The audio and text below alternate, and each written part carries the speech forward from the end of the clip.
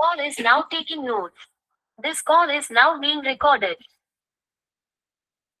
Second सत्र में आप सभी का पुनः स्वागत है। हमारे बीच में गरिमा बिष्ट जी उपस्थित हैं जो समवाय फाउंडेशन के साथ जुड़ने वाली हैं, हमारी फैकल्टी बनने वाली हैं, उनका स्वागत है। हमारे बीच में रीता गांधी जो उपस्थित हैं, सीनियर थेरेपिस्ट हैं, उनका स्वागत है। हमारे बीच में श्रवण कुमार जो उपस्थित हैं, सीनियर थेरेपिस्ट हैं, लखनऊ से जुड़े हुए हैं, उनका स्वागत है। हमारे बीच में अरुण बाला जो उपस्थित हैं, उनका स्वागत है। हमारे बीच में सुशील कुमार जो उपस्थित हैं, समवाय फाउंडेशन के प्रमोटर हैं, उनका स्वागत है। हमारे बीच में अनिल शर्मा जी उपस्थित हैं, उनका स्वागत है। हमारे बीच में श्रीमती वर्षा श्रीवास्तव उपाध्यक्ष समवाय फाउंडेशन उपस्थित है, उनका स्वागत है। अगर इसके अलावा कोई और जुड़े हुए हैं तो उनका भी हम लोग स्वागत करते हैं। हम लोग चर्चा कर रहे थे अभी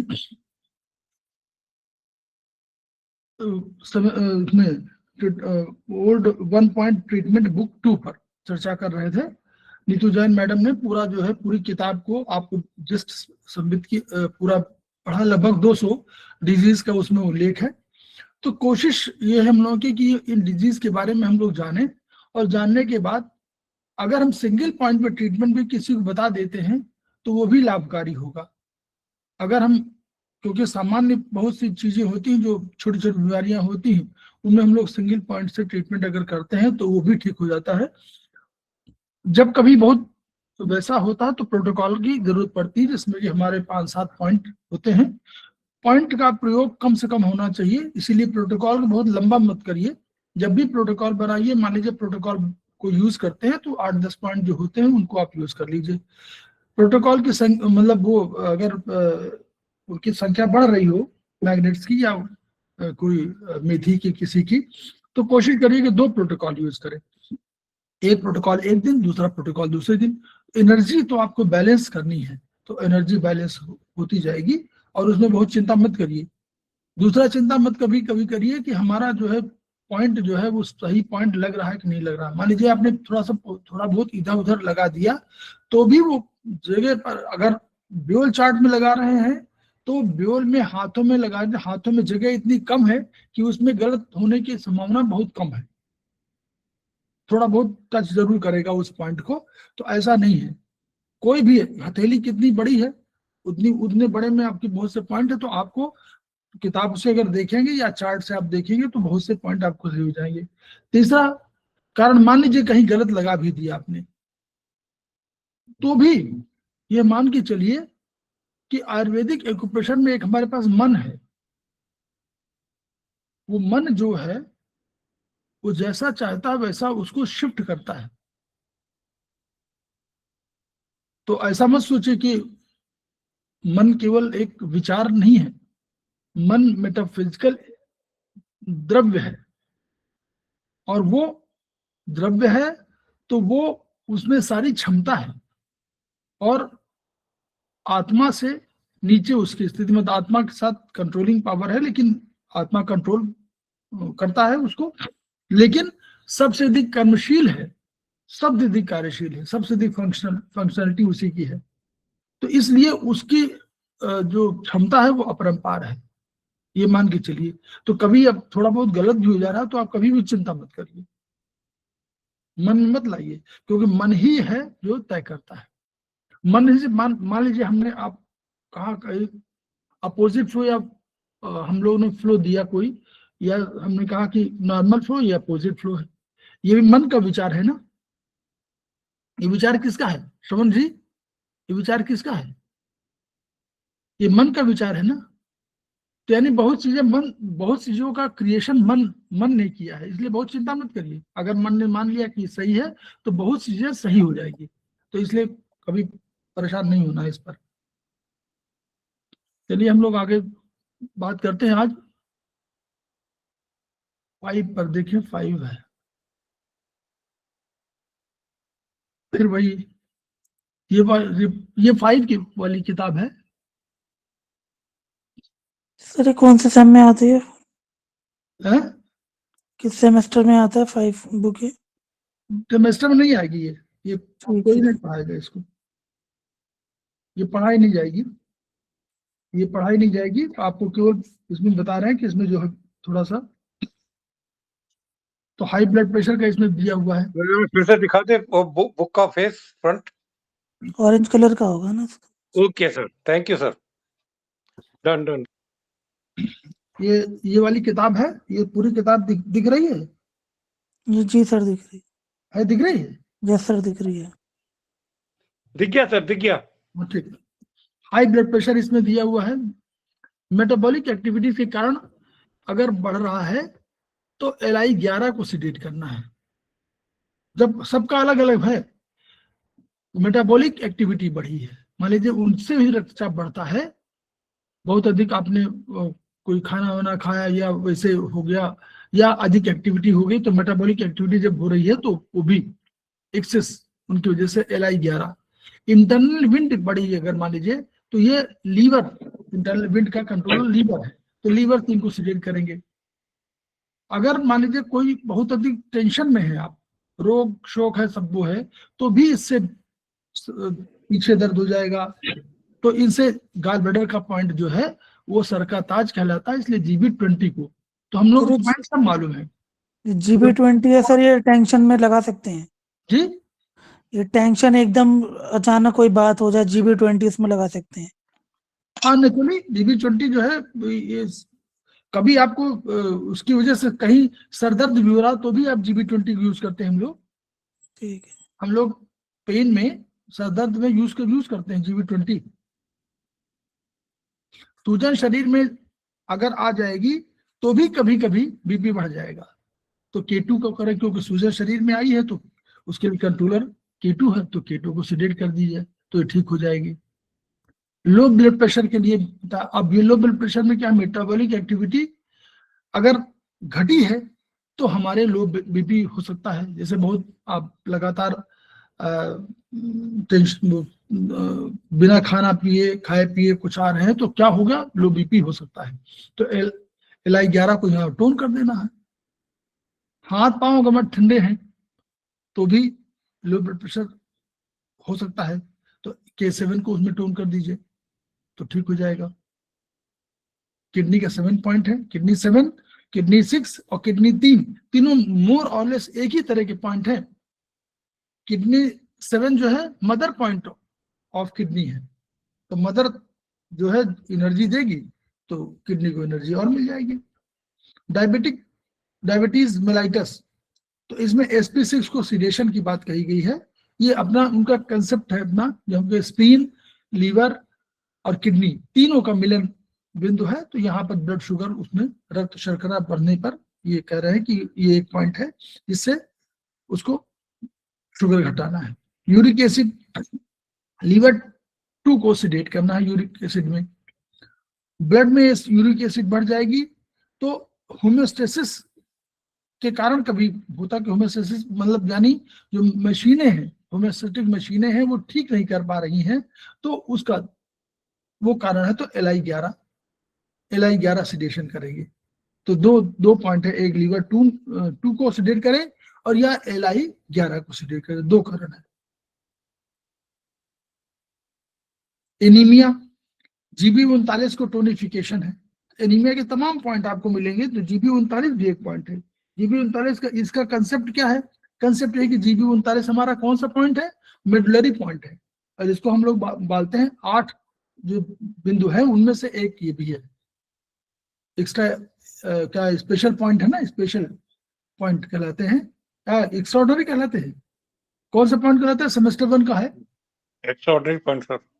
हाँ, तो वो जो पॉइंट कहलाते हैं वो 8 पॉइंट होते हैं, तो उसमें GB39 मेडुलरी पॉइंट है, यानी ये बोन मैरो का पॉइंट है। तो बोन मैरो इसको बढ़ा देंगे तो उनका कहना है कि एनीमिया में यानी आपको RBC बढ़ना शुरू हो जाएंगे तो एनीमिया ठीक हो जाएगा।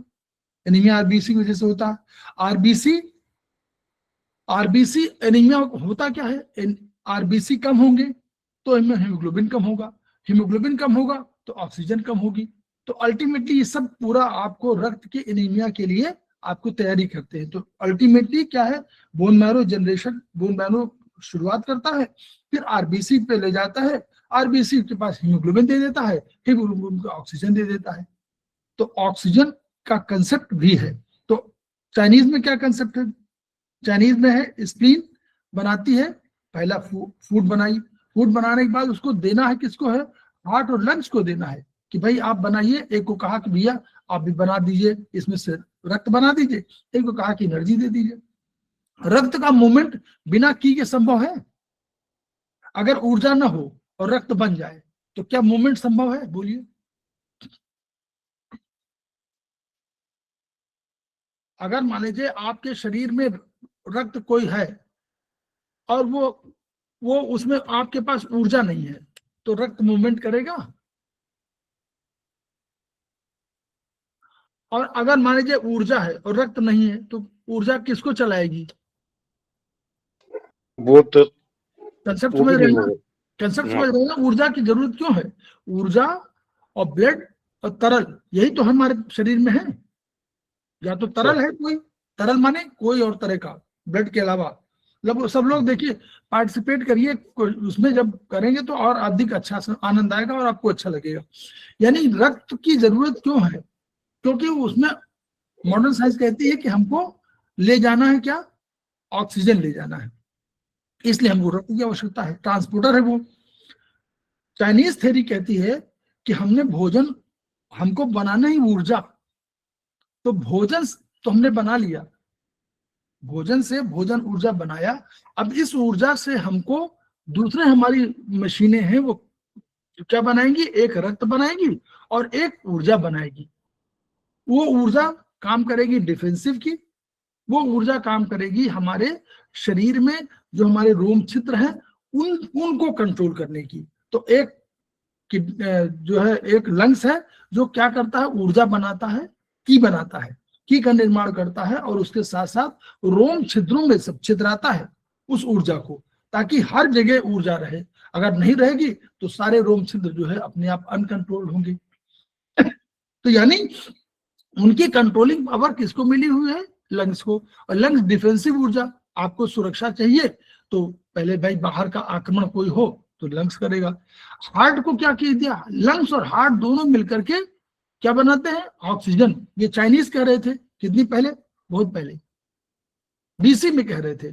और मॉडर्न साइंस ने क्या कहा, 18वीं शताब्दी में, 17वीं शताब्दी के बाद ही हुआ सब, तो सारा डेवलपमेंट 1700 के आसपास माने जब हुआ तो इन्होंने कहा कि लंग्स और हार्ट, लंग्स का उसको शुद्ध करता है और हार्ट क्या करता है, हार्ट देता है, वहां से लेके जाता है ऑक्सीजन और ऑक्सीजन लंग्स को देता है और लंग्स जो है वो कार्बन डाइऑक्साइड लेके जाता है और लंग्स ऑक्सीजन देता है।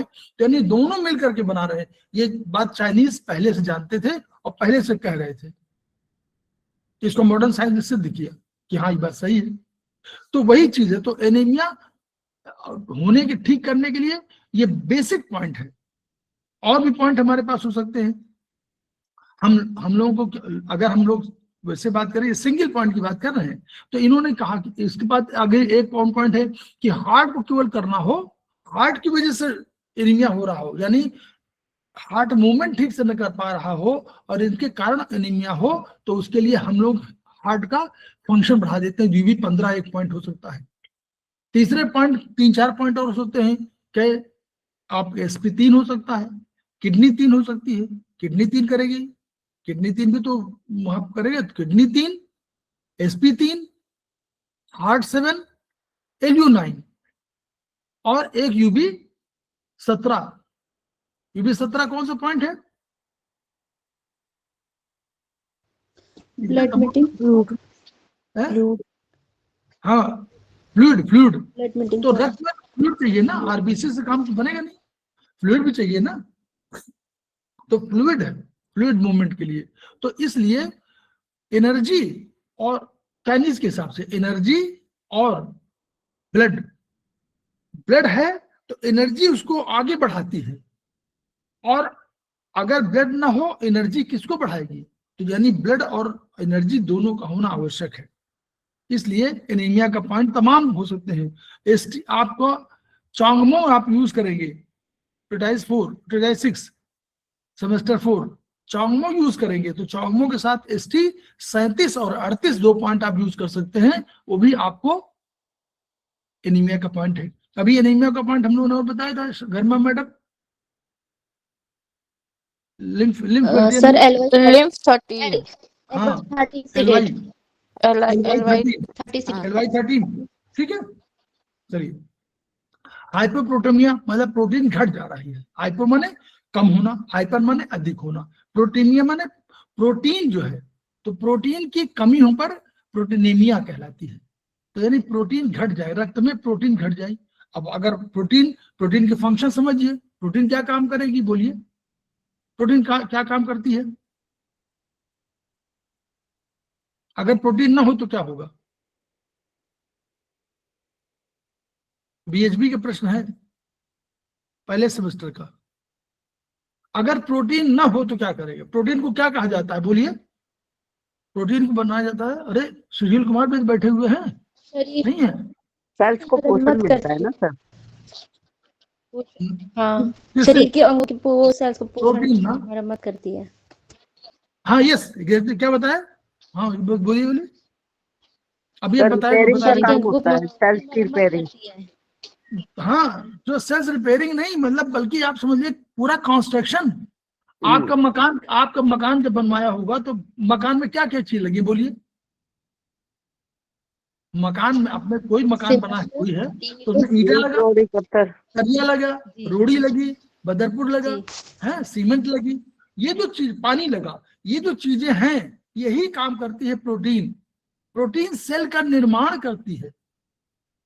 अगर प्रोटीन ना हो तो सेल नहीं बनेंगे। जितने आपको हार्मोन्स आपको हार्मोन्स पढ़े आपने, ये सारे हार्मोन्स प्रोटीन के बने हुए हैं। ये सारे एंजाइम्स हमने पढ़े हैं। अगर एंजाइम ना हो, एंजाइम क्या काम करता है बोलिए? एंजाइम फिजिक्स की भाषा में एंजाइम कोई काम नहीं करता, उसकी प्रेजेंस आवश्यक होती है।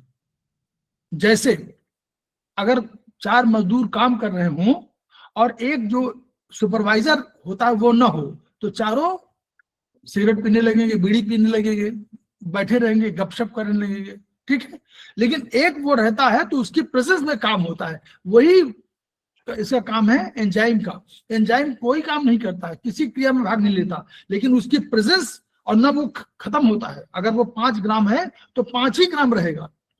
वो केवल क्रिया को बढ़ा देता है, वो क्रिया को, एक्टिविटी को बढ़ा देता है, ये उसका काम है।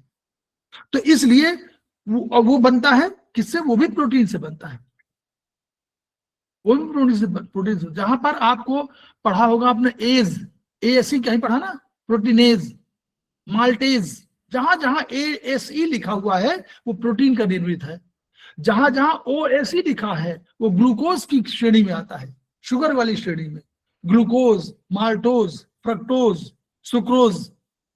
लेकिन जहां ASE लिखा होगा वहां पर आपको प्रोटीन से बना हुआ होगा, ठीक है, ये समझिए। तो वो प्रोटीन का निर्मित है, तो वो एंजाइम है। तो एंजाइम का निर्माण प्रोटीन करेगी, सेल्स का निर्माण प्रोटीन करेगी।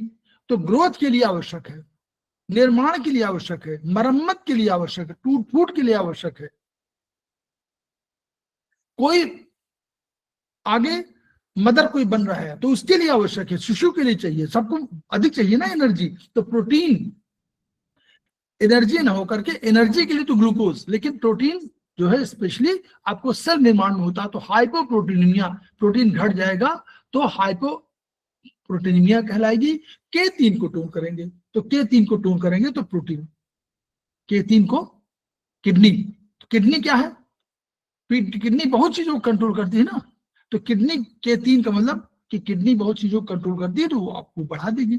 Animal bite, dog bite, GB, एक कई पॉइंट आपको आए थे। चलो दूसरे पॉइंट दिखे तो डॉग बाइट में आप GB36 का सीडेशन भी ठीक हो जाता है। वहां पर कोई 9 पॉइंट था क्या? 6 पॉइंट था। चल, in case of dog bite, treat GB36 sedate. This will reduce the poisonous fire caused by dog bite or wild animal bite. उसे जो फायर है उसको खत्म करना है GB36 से। There is much of poisonous fire in blood of dog and other wild animals. Poisonous fire sir K6 से tone था कल। हाँ, वहां पर था ना, वहां टोनिफिकेशन था। यहाँ वो देखिए, यहाँ निकालने के बाद रिड्यूस कर रहे हैं वो पॉइजनस फायर। देखिए कंसेप्ट अलग अलग है, इसलिए अलग अलग पॉइंट होगा। उन्होंने अपने अलग डिजीज में बताया कि पॉइजनस फायर को इन्होंने कहा, वहां किसी एनर्जी को टोन कर रहे होंगे ताकि एनर्जी बढ़ जाए वो।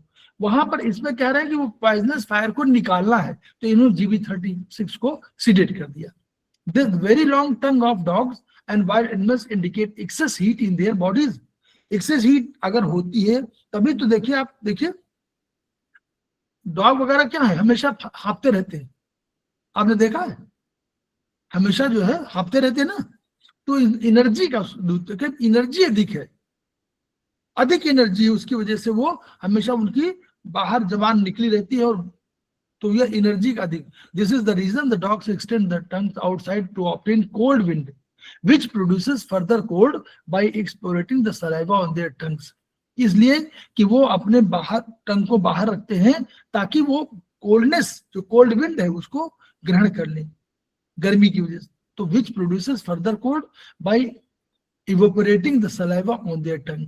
अब सलाइवा है, साइंस का सिद्धांत है कि अगर कोई विंड आएगी और कोई चीज आपके पास होगी और सूखेगी, वो मतलब उड़ेगी, तो जब भी उड़ेगी कोई चीज, तो जब ट्रांसफॉर्मेशन होगा तो एनर्जी घटेगी, हीट घटेगी, तो एनर्जी, ये साइंस का सिद्धांत है। तो जब भी कोई हो, लेटेंट हीट कहलाती है इसको, तो लेटेंट हीट जैसे ही वो इवेपोरेट करेगी, मतलब वाष्पीकरण जब होगा, तो इसीलिए 100 डिग्री टेम्परेचर वाष्पीकरण होगा, तो उसमें अधिक हीट, लेटेंट हीट जनरेट होगी। तो लेटेंट हीट कुत्ते के शरीर से जाएगी, तो डॉग के शरीर से जाएगी, तो नेचुरली उसका जो है गर्मी उसकी कम हो जाएगी। ये उनका तर्क है। जैसे आप 100 डिग्री टेम्परेचर में कोई पानी हो और 100 डिग्री टेम्परेचर का भाप हो, तो भाप में जलना अधिक कठिन होता है 100 डिग्री पानी टेम्परेचर से। क्यों?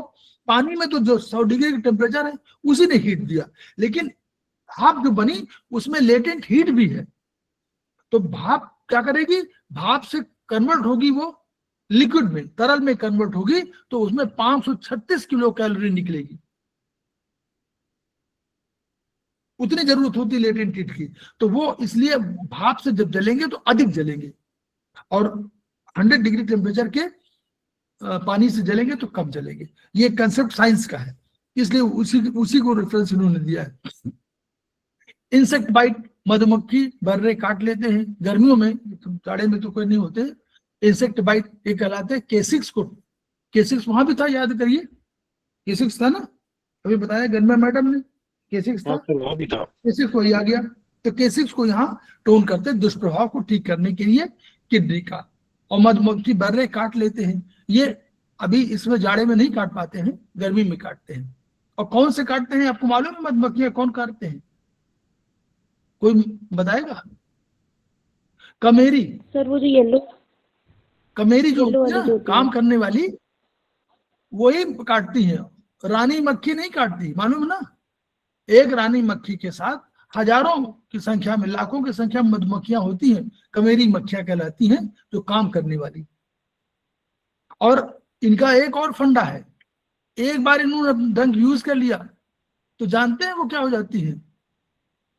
वो फिर इम्पोर्टेंट हो जाती है, दोबारा नहीं होता, दोबारा वो तो ultimately they have to die, क्योंकि उनका जो डंक मारने का काम, डंक खत्म हमेशा के लिए, जीवन भर के लिए, सदैव समाप्त, तो अल्टीमेटली डाई। ठीक है, एक बार डंक यूज कर सकते हैं, बस दोबारा नहीं, एसिड बाइट का। अब डायरिया हो गई, बड़ी आंत कमजोर हो गई, जल को शोषित, डायरिया क्या करेगी? जल को भाई जो ये देखिए कंसेप्ट देखिए, बड़ी आंत कमजोर हो गई तो जल को शोषित नहीं कर पा रही, इसलिए मर। यहाँ पर यहाँ कंसेप्ट क्या है? यहाँ पर स्प्लीन कंसेप्ट नहीं है, यहाँ इन्होंने लिया है बड़ी आंत को। भाई मान लीजिए स्प्लीन ठीक हो, कोई बात नहीं, स्प्लीन ने अपनी कर दिया, ऊपर भेज दिया, लेकिन बड़ी आंत ही कमजोर है। स्प्लीन की कमजोरी नहीं बता रहे हैं, वो कह रहे हैं बड़ी आंत कमजोर है, इसलिए जल को, और उसका काम क्या है? जल का शोषण 3 है, बी, विटामिन बी के बनाती है और जल को शोषित करती है, उसी तरह से आपका मिनरल्स को भी शोषित करती है। तो उनका शोषण करती थी ताकि ये मतलब मिसयूज ना हो इसका। तो जल को करती है, जल को शोषित नहीं किया उन्होंने और कमजोर है तो जल भी चला गया, तो जल चला गया तो स्टूल पतला हो जाएगा। तो Li7 को टोनिफिकेशन से, Li7 is the Ziegler point of large intestine. On tonification of Li7, the large intestine starts absorbing the fluids in the feces. This makes the stool semi-solid or solid and cures such diarrhea. तो अगर आपको ये मालूम है कि बड़ी आंत कमजोर है उसकी वजह से हुआ तो Li7 को टोनिफिकेशन करेंगे, और अगर आपको मालूम है कि स्पेन की वजह से है तो स्पेन को टोन करेंगे। ठीक, क्लियर हो गया ना? ये कंसेप्ट हम समझते रहिए, धीरे धीरे इन सब से कंसेप्ट धीरे धीरे आएगा। मल संकोचित इंस्फिंक्टर, इंस्फिंक्टर माने दो इंस्पेक्टर होते हैं, हम लोग जानते हैं, एक इंस्पेक्टर एक्सटर्नल और एक इंटरनल। इंटरनल आपके कंट्रोल में नहीं है, वो ऑटोनॉमिक नर्वस सिस्टम के कंट्रोल में यानी ब्रेन के कंट्रोल में है, अपने आप होता है। और दूसरा वाला जो है आपके कंट्रोल में है, ये भी ब्रेन से कंट्रोल्ड है, लेकिन ऑटोनॉमिक नर्वस सिस्टम में ये आपका है, सोमैटिक नर्वस सिस्टम जिसको बोलेंगे। तो ये सोमैटिक नर्वस सिस्टम से जो है वो आपके कंट्रोल में है, आपको नहीं जाना, कोई बात नहीं, आप ऑफिस में बैठे हुए हैं, आप 1 घंटे बाद जाएंगे। तो ये जो है, तो मल संकोची द्वार स्फिंक्टर है, कमजोरी से द्वार बंद, अगर कमजोरी हो गई तो ये बंद नहीं हो पाते, तो तब आप रोक नहीं पाता। तो बाहर वाला अंदर वाला तो अपने आप वो अंदर वाले गेट से आ गया स्टूल और एक जगह इकट्ठा है। अब आपको बाहर वाले के पास आपको कंट्रोल नहीं, क्योंकि स्फिंक्टर कमजोर हो चुका है। तो इसको K4A, ये डॉक्टर वॉल का पॉइंट है, K4A टोनिफिकेशन।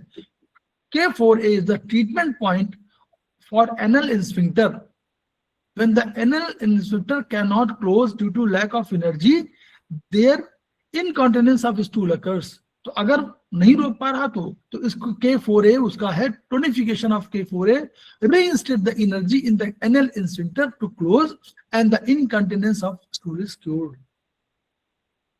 अगर उसने उसको ताकत दे दिया तो K4A में ताकत मिल जाएगी, तो आपका वो, तो ये वाला जो है, ये ओल्ड एज में जो प्रॉब्लम है उनमें आप इसको, इस पॉइंट को नोट कर लीजिए, K4A। हेमरेज, रक्तस्राव कहीं से भी हो तो SP6 बेस्ट पॉइंट है। रक्तस्राव कहीं से भी हो तो कारण कोई भी ना हो तो उसका SP6 एक पॉइंट है, टोनिफिकेशन का पॉइंट है, आप इसको नोट करिए। ये पिछली बार भी अभी आया था। टू रिड्यूस एपेटाइट, एपेटाइट को घटाने के लिए, भूख ज्यादा लग रही है तो ST21, तो इसको सिडेट कर देंगे। ST21 ये स्टमक के पॉइंट हैं, अच्छे पॉइंट है। ST21, 25 ये सब बढ़िया पॉइंट है। ST10B वो नहीं, ST36 ये होमोस्टैटिक पॉइंट है। तो 3-4 पॉइंट बहुत अच्छे हैं। ये जो हम लोग आगे जब 10 पॉइंट्स में देखेंगे तो बढ़िया रहेगा, आप वहां पर आप देखिएगा। अभी ये समझते रहिए, धीरे धीरे समझते भी जाइए वो पॉइंट। कोलेस्ट्रॉल, कोलेस्ट्रॉल चिकना शरीर में अवरुद्ध हो जाता। कोलेस्ट्रॉल बढ़ेगा तो क्या होगा, चिकना शरीर में आ जाए। कोलेस्ट्रॉल ये तैरते रहते हैं, और कोलेस्ट्रॉल आवश्यक है, ऐसा नहीं है। लिपिड से, ये सब लिपिड के बने हुए वर्चुअली, तो लिपिड, कोलेस्ट्रॉल ये सब आवश्यक भी है, क्योंकि यह भी ब्रेन को फंक्शनिंग ठीक करते हैं और कुछ चीजों को ठीक करते हैं। लेकिन कोलेस्ट्रॉल बढ़ने आवश्यकता से अधिक नहीं चाहिए कोई, तो इसको SP4 उपचार करते हैं, तो लिपिड लेवल तब कंट्रोल में आ जाता है। SP4 वहां हम कोलेस्ट्रॉल का क्या है, कोलेस्ट्रॉल का वहां भी होगा, डॉक्टर वाल के यहाँ भी। डॉक्टर वाल का पॉइंट को PN होगा, PN4 होगा ना। Yes sir. एब्डोमिनल फैट, पेट मोटा हो जाएगा तो वजन शरीर का बढ़ जाएगा, तो CV6 का सिडेशन। तो CV6 का, और या हमारे पास एक फैट डिजनरेशन मेरिडियन है, यस सर, है ना। तो उसका अगर आपको नहीं समझ में आ रहा तो 1B जो उसका पॉइंट है, फैट 1B एक पॉइंट है। और नहीं तो जहां पेट है तो पेट 2 में आएगा ना, 2 में आएगा ना, नीचे 1 ऊपर 2, तो 2 फैट D2 को वहां से डिलीट कर दीजिए। SP4 भी यूज होता है सर फैट के लिए। हैं? SP4 भी यूज होता है फैट के लिए। हाँ ठीक है, वो भी यूज कर, मतलब सिंगल पॉइंट की बात है, कोई सिंगल पॉइंट कोई भी यूज करिए, प्रॉपर डाइजेशन करिए। भोजन पच ना पाता तो भी वजन अगर बढ़ता जाता है। हाँ, ये भी एक कारण है। कभी कभी भोजन देखिए पचेगा तो तुरंत पचा और स्टूल बन के निकल गया, लेकिन अगर प्रॉपर डाइजेशन नहीं हो रहा है तो भी वजन बढ़ सकता है, ये भी एक कारण है। तो अगर ये देखिए, जो पूछे उससे कि प्रॉपर डाइजेशन है तो वो स्टूल पास हो रहा है कि नहीं हो रहा है, तो वो भी, तो अगर नहीं है तो ST25 को टोन कर दीजिए। सर CV6 पे चक्रा भी लगा सकते हैं सर। हैं? CV6 पे चक्रा भी लगा सकते हैं फैट के लिए। हाँ, क्यों नहीं, चक्रा चक्रा ऐसे लगा क्यों नहीं सकते, वो तो पॉइंट है उसका, वो चक्र भी लगा सकते हैं, लेकिन चक्र को लगाइए तो कम समय के लिए लगाइए, जब तक क्रॉनिक ना हो।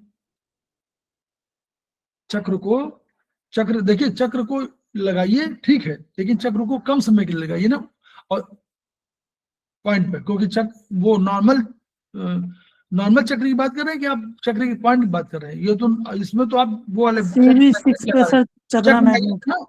हाँ जी सर। हाँ, तो चक्र मैग्नेट लगा लीजिए, जहां टोनिफिकेशन करना वहां लगाते थे, स्पेस है वहां लगा लीजिए, कोई दिक्कत नहीं। अगर स्पेस नहीं हो तो चक्र नहीं लगा पाएंगे ना। ST25 में जहां पर लगाएंगे आप तो वहां पर स्पेस नहीं होगा।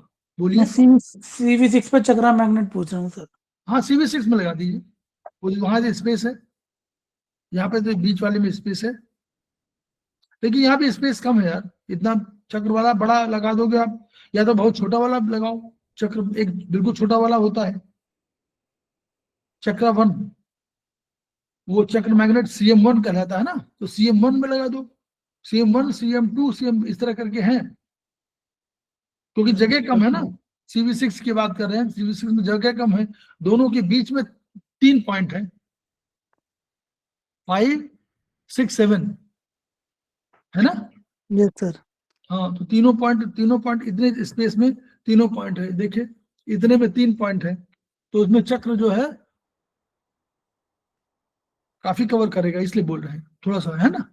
जहां अधिक स्पेस है वहां करिए, जहां कम स्पेस है वहां 2-3 पॉइंट ऐड हो जाएंगे।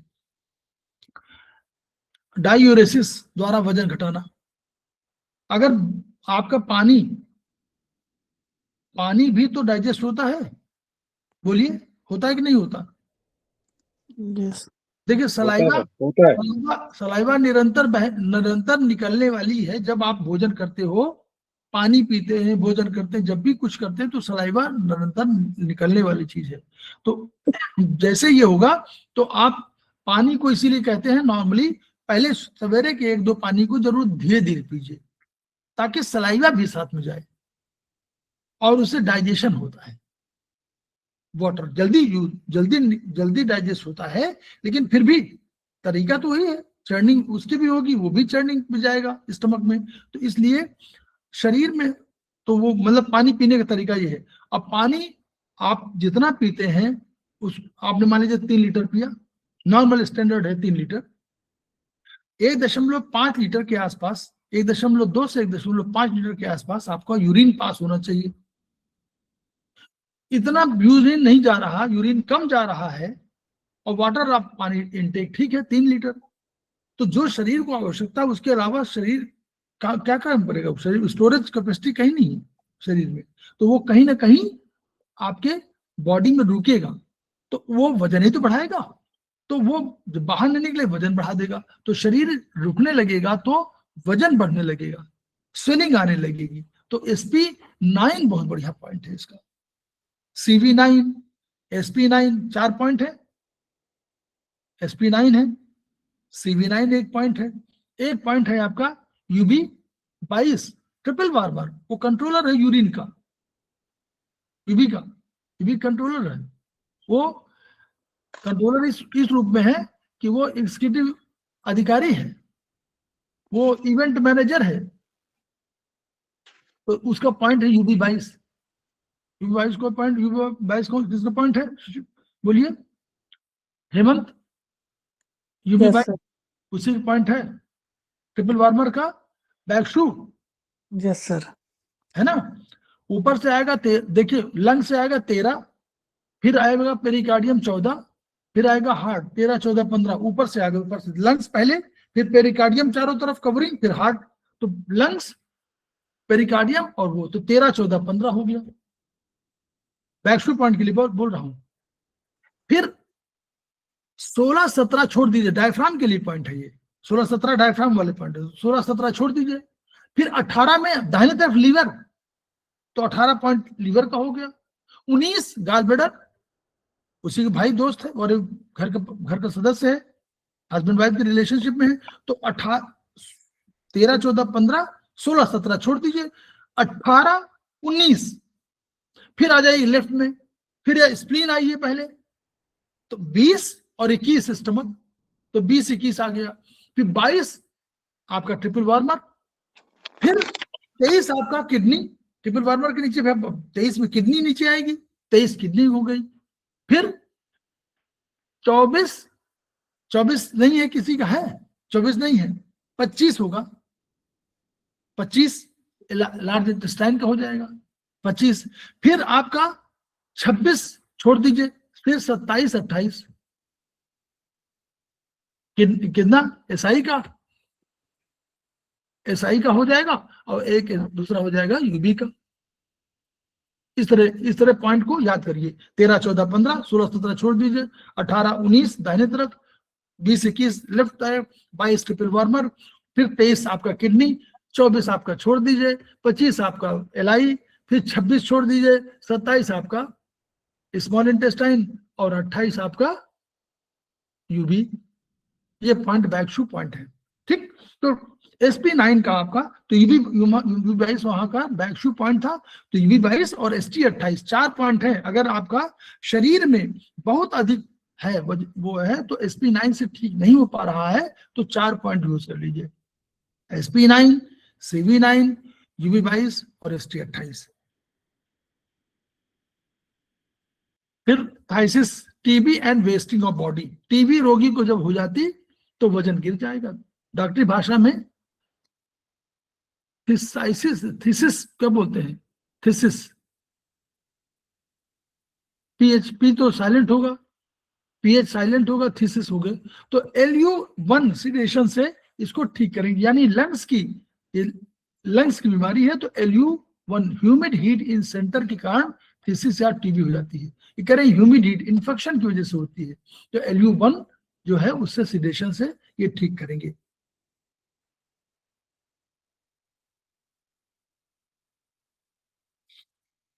एबोरेंस of food and smell of food, भोजन जब नहीं अच्छा लगता तो उसकी गंध भी बहुत, कभी कभी ऐसी स्थिति आती है कि आपको गंध भी नहीं अच्छी लगेगी, तो इसको कहते हैं स्मेल की बात। ये स्मेल का भी पॉइंट LU1 है, सिडेशन। ये भी humid heat of the centre कारण भोजन की गंध अच्छी लगती है, सेंटर में ह्यूमिड हीट है, इन्फेक्शन है, तो अच्छा नहीं लगेगा, तो ये कारण है। तो वो जहां लंग्स में उसके निकालना हो तो वहां LU1 सिडेशन से निकाल दीजिए आप इन्फेक्शन को। फिट्स ऑफ वीपिंग, रोने के दौरे, बार बार व्यक्ति जो है रोने लगेगा, तो ये माना जा रहा है कि ऑक्सीजन की कमी है। वो कह रहे हैं ये समझ में नहीं आता कि भाई ऑक्सीजन कैसे कमी होगी, तो व्यक्ति रोने लगातार, क्योंकि अच्छा बताइए क्यों रोने का, और वो ऑक्सीजन तो हार्ट में होगा, तो हार्ट और लंग्स की प्रॉब्लम बता रहा है ये। वो कह रहा है कि रोने लग रहा है, यानी शरीर में ऑक्सीजन कमी है। लंग्स का तो उदासी है, लेकिन हार्ट की उदासी नहीं है, हार्ट की तो जॉय है ना, हार्ट जॉय है उसका। तो हार्ट में जॉय मतलब थोड़ा होने से बार बार रो रहा है, तो ये कहीं LU और हार्ट से संबंधित है, तो इसलिए फिट्स ऑफ वीपिंग कहलाएंगे। तो LU3 को आपने इसमें किया, तो 11 10 9 8 5 ये LU3 जो है, LU3 का पॉइंट है, ये उसमें 5 पॉइंट में नहीं आता है, बल्कि अलग से पॉइंट है। निमोनिया या ब्रोंकाइटिस, तो निमोनिया हो जाए, ब्रोंकाइटिस, ये सब जो है अल्टीमेटली इन्फेक्शन के रूप में, तो खांसी आएगी, छींके सवेरे आ जाएगी और सांस फूलने लगेगी, तो LU5 को सिडेट कर देंगे। LU5 सिडेशन से तो LU5 क्या है, पॉइंट है 11, 10, 9, 8, 5। इसका रूप जो चलते हैं पॉइंट 11, 10, 9, 8, 5, 5वां पॉइंट जो है वाटर पॉइंट है। यानी वाटर पॉइंट को इन्होंने वाटर को निकाल दिया, कहा कि वाटर निकल जाएगा तो आपको लंग्स में हीट हो तो वाटर निकल जाएगा, तो उसको निकाल दिया, तो आप जो है यानी वाटर निकाल दिया ब्रोंकाइटिस में। स्पास्टिक लाफ्टर, हंसी कंटिन्यूअस आ रही है, तो LU7 सिडेशन कर दिया। Heat in lungs causes spastic laughter, अगर लंग्स में बहुत हीट है तो भी आपको लगातार आएगी। तो LU7 क्या है, वात पॉइंट है, कि क्या करेगा वहां से हीट को LU7, ये मत सोचिए कि हीट इन लंग्स कॉजेज, तो आपने ये हम लोग सोच रहे थे कि भाई ठीक है LU8 उसका पॉइंट होता है गर्मी का, तो ये भी हो सकता था कि LU8 को सिडेट करते। इन्होंने LU7 को सिडेट किया है। LU7 ने इसको क्या किया है, इस हीट को ट्रांसफर कर दिया है, ये हीट इन लंग्स को ट्रांसफर कर दिया है इन्होंने, और वो ये वात का पॉइंट है, वात का पॉइंट ये पूरी एनर्जी को LU7 ऊपर से नीचे ले जा रहा है। तो उसने पूरे शरीर में ऐसा है, क्योंकि जरूरत हीट की जरूरत तो है, तो आपको वहां पर हो गई, तो उन्होंने छितरा दिया और नीचे ले गया। तो ये उन्होंने LU7 को छितरा दिया है, LU7 के माध्यम से हीट को छितरा दिया, नीचे ले गया। हॉट पाम्स, हथेली गर्म है। जब तक श्रवण जी बता दीजिएगा, 8-11 हुआ है, बता दीजिए कितने समय और पढ़ाना है, फिर अगली बार कल फिर पढ़ाएंगे। आप पढ़ाते ही, मेरे कोई प्रॉब्लम नहीं सर। ठीक, चलिए 5-7 मिनट। हॉट पाम्स, हथेली गर्म, तो रोग कोई भी हो, मतलब रोग की बात नहीं कर रहे हो, कह रहे हथेलियां गर्म हो जाए, तो नॉर्मली हमारे हथेलियां उतनी गर्म होनी चाहिए, लेकिन बहुत अधिक गर्म नहीं होनी चाहिए ना, हाथ पैर तो गर्म होने चाहिए, लेकिन उतने गर्म नहीं होने चाहिए कि भाई इतने गर्म हो जाए। तो all disturbances with hot palms, ये LU8 का सिडेशन है, ये LU8 का सिडेशन है, हॉट पाम्स। क्यों? हाथ में दो ही चीज, दो एनर्जी है, दो ही मेरिडियन है। कौन? एक लंग्स की है, एक हार्ट की है। दो ही कारण तो हो सकते थे, तो LU8 को इन्होंने सिडेशन कर दिया कि ये जो है हार्ट पाम्स लंग्स की वजह से हुआ है, तो वो LU8 को सिडेट कर दिया। हाथ में दो एनर्जी है, pericardium, heart, lungs, triple warmer और LI और SI, 6 एनर्जी है टोटल। तो इन्हीं में, इसीलिए जब भी हो थोड़ा सा ध्यान दे दीजिए कि कौन सी एनर्जी होगी। नाइट ब्लाइंडनेस, ये विटामिन A की कमी से होती है, ठीक है। तो ये विटामिन A की कमी के लिए LI1 का सिडेशन, देखिए विटामिन A की कमी है तो इन्होंने LI1 का सिडेशन किया है, क्योंकि LI और ये जो है लंग्स, ये दोनों रिलेशनशिप में है। तो विटामिन A कारण जो भी हो, बताइए विटामिन B और K का करती है, वैसे तो A का नहीं करती ना, LI ये करती नहीं है, LI नहीं करती है। हाँ, B के करती है। हम और विटामिन A का तो स्टोरेज होता है वहां लीवर में। लेकिन फिर भी यहाँ LI1 का सिडेशन से उन्होंने वो उसकी एनर्जी के वजह से, मेरिडियन की वजह से कहा किया होगा। थायराइडाइटिस, थायराइड में प्रदाह समझ रहे हैं आप लोग? इंफॉर्मेशन, हाँ, इन्फ्लेमेशन में देखिए इन्फ्लेमेटरी कंडीशंस दो तरह की होती हैं। एक तो इन्फ्लेमेशन इतना अधिक हो कि पूरे शरीर में फैल जाए, उसको हम लोग क्या बोलेंगे, ज्वर, फीवर, वो इन्फ्लेमेशन है, वो सब जगह हो गया एक जगह। लेकिन अगर एक ही जगह हो तो उसको हम इन्फ्लेमेशन बोलते हैं। कैसे? कहीं पर कोई बैक्टीरिया आया, कोई बाहर का विंड आया, विंड देखिए, विंड, हीट, हॉटनेस, ये सब भी बैक्टीरिया के रूप में मानिए फॉरेन एलिमेंट है, इनकी वजह से हो, किसी प्रोटोजोआ की वजह से हो, किसी इन्फेक्शन से, किसी वायरस वजह से हो, किसी बैक्टीरिया, वायरस, कोई भी चीज हो। एक तो ये हो सकता है, और दूसरा आपकी एनर्जी वाला। तीसरा आपको क्या हो सकता है, शरीर के अंदर मेटाबॉलिक जो एक्टिविटी हो रही है उनसे जो हमारे टॉक्सिन पैदा हो रहा है। वाटर अधिक हो गया तो भी तो इन्फेक्शन है, वाटर अधिक हो गया, ये मेटाबॉलिक में तमाम पैदा होती चीजें, ये अधिक हो गए, कैल्शियम हो गए, फास्फोरस, सारी चीजें जो भी है, ये सारी चीजें हमारी क्या है, जो आवश्यकता से अधिक हो वो ठीक नहीं है। ये शरीर का धर्म मानता है। देखिए, अच्छी चीज हो तो भी खराब मानता है ना, ब्लड अधिक हो जाए तो क्या होगा, तो भी प्रॉब्लम। ये समाज की तरह तो नहीं, समाज की तरह नहीं कि यहाँ रुपया पैसा और जोड़ लीजिए, बहुत कोई प्रॉब्लम नहीं है। तो यहाँ भी प्रॉब्लम है कि अगर बहुत अधिक हो जाएगा तो सीबीआई रेड हो जाएगी, आईबी हो जाए, तमाम यहाँ भी हो जाएगा। लेकिन नॉर्मली नहीं होता है। नॉर्मली माना जाता है संग्रह करिए, शरीर संग्रह नहीं करना चाहता, वो कहता है ये बेकार है, ये सब हमारे लिए प्रॉब्लम है। तो वो जो अटैक करेंगे तो जाएंगे कहाँ, अल्टीमेटली बढ़ेंगे कहाँ, अल्टीमेटली अगर बाहर भी रहेंगे तो सब ब्लड में जाना चाहते हैं, सेल में जाना चाहते हैं। तो सेल में जाएंगे, ब्लड में जाएंगे, सब जगह जाएंगे। तो कोशिश क्या होती है, जब ब्लड में ब्लड सर्कुलेशन, हमारे पास एक ही डिफेंस का बढ़िया वो है जो घूमता रहता है मोटर लेकर के, वो कौन है, वो है क्या है, ब्लड। वो खूब घूमता रहता है। वो 0.8 सेकंड में, कितने समय में, 0.8 सेकंड में, गरिमा मैडम, अरुण बाला मैडम, हाँ सब जी लोग, सर। हेमंत सिंह जी, जी सर। 0.8 सेकंड में वो शरीर के चक्कर लगा लेता है। इतना तेज घूमता है ना, स्पीड तेज, जी बहुत सर। तेज। बहुत तेज है ना। 0.8 सेकंड में, सेकंड ही नहीं हुआ, मिनट की बात नहीं कर रहे हैं, उतने में चक्कर लगा लेता है। और 5 फीट का आदमी है कम से कम, तो उतने में चक्कर लगा ले रहा है। अब देखिए, तो सेल में आ गया, सेल में आने की कोशिश कर रहा है, तो जब ब्लड में आएगा तो बैक्टीरिया तो तुरंत वहां के हमारे पास सब सिपाही बैठे हुए हैं, है ना, इनको मैक्रोफेजेस कह सकते हैं हम लोग, डिफेंस का कोई भी कह लीजिए, मैक्रोफेजेस बैठे हुए हैं, रक्त में घूम रहे हैं हर जगह। तो हमारा एक मैक्रोफेज, वो भी WBC वाला भी है, वो भी है, लेकिन मैक्रोफेजेस नॉर्मली घूम रहे हैं, अभी इनकी बात ही नहीं आ रही। तो मैक्रोफेजेस घूम रहे हैं, तो क्या करते हैं, ये तुरंत उस चीज को, उसकी सूचना याद देंगे, और अगर बैक्टीरिया है तो उसको इनगल्फ कर लेंगे। तो जो बैक्टीरिया फॉरेन वाला होता है वो क्या करता है, एंटीजन निकालता है, ANTIGEN, ठीक है, एंटीजन।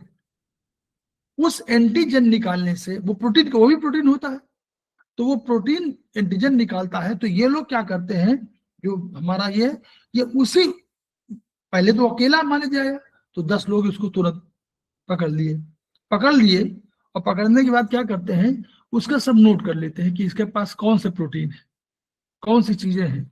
तो ये, इसको अगर सामान्य भाषा में कहें तो समझ जाते हैं कि इसमें है क्या, कि कौन सा गोला बारूद लाया हुआ है, कौन सा बदमाशी किया हुआ है, कौन सा पिस्तल लाया है, कौन सा मशीन गन लाया है, ये सब उन्होंने नोट कर लिया। और नोट करने के बाद वहीं बगल में बैठे हुए हैं, कौन है, लिम्फ नोड, वहां दे दिया, लिम्फ नोड बैठे हुए हैं, या हमारा बोन मैरो है, तो बोन मैरो में चले गए या लिम्फ नोड में चले गए, और वहां बता दिया। अब लोग वहां पर बैठे हुआ है, हमारे पास ट्रेनिंग के पहले, ट्रेनिंग बहुत पहले जो है ट्रेनिंग हुई है, आपको बता दें, समय हो तो बताऊं, नहीं तो फिर छोड़ दो इसको, आगे बताऊं। बता दीजिए सर। तो जब एम्ब्रियोलॉजी में, जब आप भ्रूणावस्था में कोई बच्चा है, तभी उसके सेल में, सेल से जाकर के हमारे कौन, ये जो डिफेंस वाले WBC होते हैं, ये चले जाते हैं कहाँ, ट्रेनिंग के लिए। और ट्रेनिंग के लिए इनको भेज दिया जाता है, कुछ दो जगह जाते, थाइमस में और एक लीवर में, यहाँ दोनों की ट्रेनिंग हो जाती है।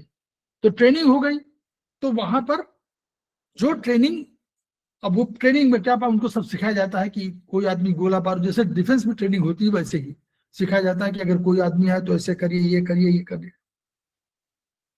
तो वो ट्रेंड लोग होते हैं, ये कहा, और फिर ट्रेनिंग पा गए तो वहीं बैठ जाते हैं। तो जो थाइमस से ट्रेनिंग पाए होते हैं उनको T लिम्फोसाइट बोलते हैं।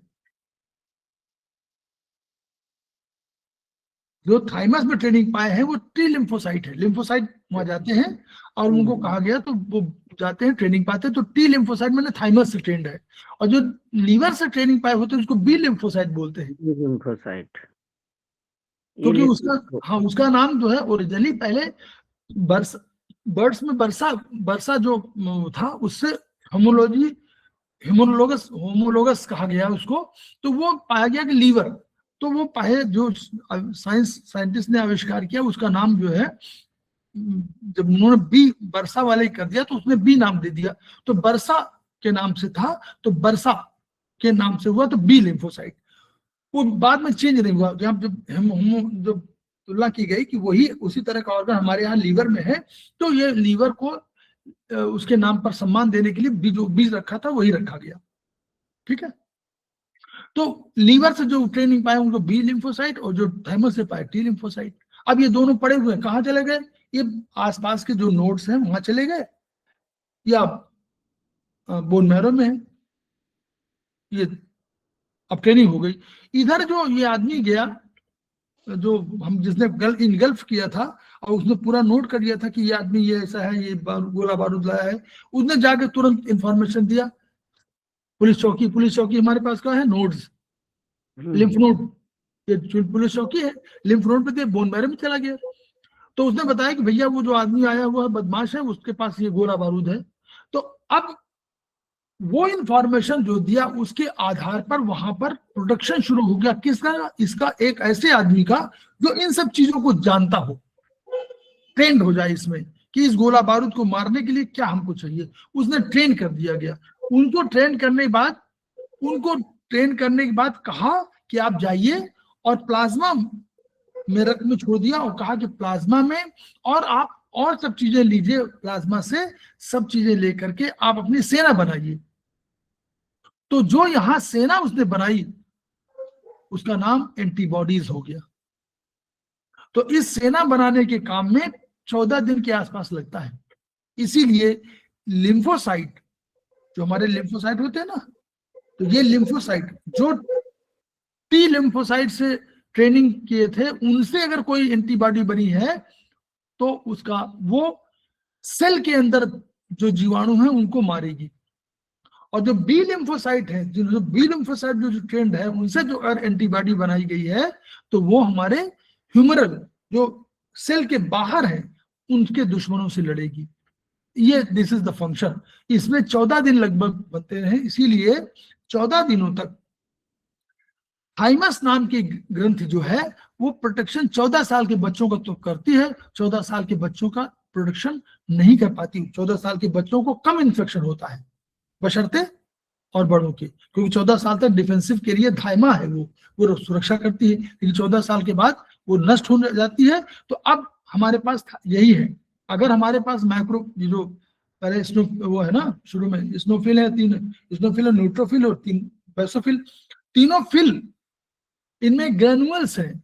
तो ग्रेनुलोसाइट वाले जो सेल हैं बेसोफिल, न्यूट्रोफिल और स्नोफिल, ये तीनों लड़ते हैं। तो ये अगर लड़े और इन्होंने दुश्मन को मार दिया तो ठीक, अगर दुश्मन पावरफुल हुआ तो फिर हमको जरूरत पड़ती है लिम्फोसाइट की, बैकबोन ऑफ ब्लड सेल्स, वो डिफेंस का बैकबोन कहलाता है। तो इनकी जरूरत पड़ती है। तो ये 14 दिन बाद बेचारे आते हैं और तब मारना काटना शुरू करते हैं। तो इसलिए 14 पहले शुरुआत में एक्यूट कंडीशन में आपका न्यूट्रोफिल की संख्या बढ़ती है, लेकिन बाद में उसमें लिम्फोसाइट की संख्या बढ़ती है, वो दुश्मन को मोर्चा लेने के लिए आते हैं। तो अगर क्रॉनिक डिजीज है, अगर लिम्फोसाइट की संख्या बढ़ी हो समझिए क्रॉनिक डिजीज, क्योंकि 14 दिन पूरा हो चुका है। और अगर शुरुआत में ही बढ़ी हो तो लिम्फोसाइट वो बढ़ेगी, न्यूट्रोफिल बढ़े होंगे, समझ लीजिए भी तो एक्यूट है। ठीक, तो ये हुआ। तो ये थायराइडाइटिस वही है। तो ये आइटिस का कंसेप्ट हो गया। तो पैरोटिड में होगा तो LU11 को आपको सिडेट कर देना है, इसे ठीक हो जाएगा। बस 2 मिनट और। हिस्टीरिया साइकोलॉजिकल रोग है, कंट्रोल आसानी से होगा नहीं। K4 को जब टोन करेंगे तो इसको ठीक होगा। K4, K3, K4। एडिक्शंस, शराब अल्कोहल का है तो LU7 को टोन कर दीजिए। अल्कोहल का है तो LU7 को टोन करिए, और स्मोकिंग का है तो GB25 को सिलेक्ट करिए, और ड्रग का है तो LU4 को टोन कर दीजिए। और ड्रग व्यक्ति लेने जाएगा, आदि हो जाएगा तो LU4 को टोन कर दीजिए, इसको वही जो पहले वाला था। और आदि हो जाएगा तो जब अगर वो सुई से लेने लगेगा तो ST36 को टोन कर दीजिए। ये भी सब होम्योस्टैटिक पॉइंट है। तो यहीं तक हम लोग बस स्मोकर लेग बता दें। हैवी स्मोकिंग अगर कोई कर रहा है तो आर्टरीज सिकुड़ने लगती है, तो पैरों में भयंकर दर्द होगा। तो ST32 वेन्स का पॉइंट है, ठीक है। ST32 वेन्स नहीं, आर्टरीज का पॉइंट है, पैरों की आर्टरीज का पॉइंट है ST32 शायद। लीवर 7 वेन्स का पॉइंट है, तो ST32 का टोनिफिकेशन से ठीक हो जाएगा। तो यहां तक हम लोग 21वें नंबर तक अब हैं, और हम लोग यहीं पर इसको आज रोक देते हैं। हम लोग ये किताब को माध्यम से, कि किताब को पढ़िए तो आपको अच्छा लगेगा, और किताब के पढ़ने से क्या होगा, आप एक बार देखेंगे तो बहुत से सिंगल पॉइंट हैं, इन पे भी हमको ट्रेन होना चाहिए दूसरे लोग बताने के लिए। अगर कोई दूर बैठा हुआ है तो आप इस किताब को केवल देखिए, और इस किताब उसके पास है तो बोल दीजिए कि यहाँ पर ये लगा दीजिए।